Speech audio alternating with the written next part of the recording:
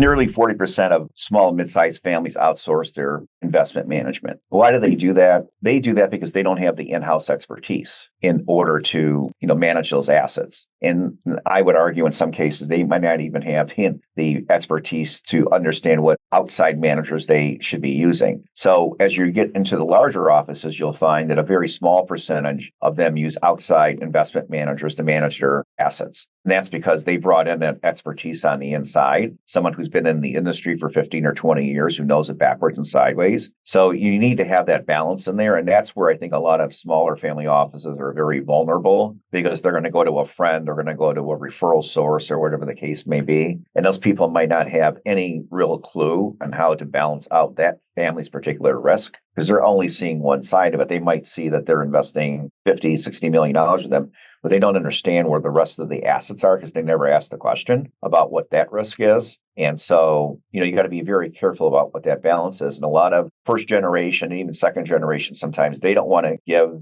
outside people the full picture of the family office because they want to keep that confidential. Well, the problem with that is if they don't know enough to help you manage, then they're not managing what you really want them to. So there's got to be a real delicate balance there. So obviously you go through confidentiality agreements, et cetera, but you need to have somebody there that's going to be able to make that call in a way that somebody has experience to really vet that manager. And if you don't have that, it's a guessing game then, or you're flipping a coin, which is dangerous for your portfolio.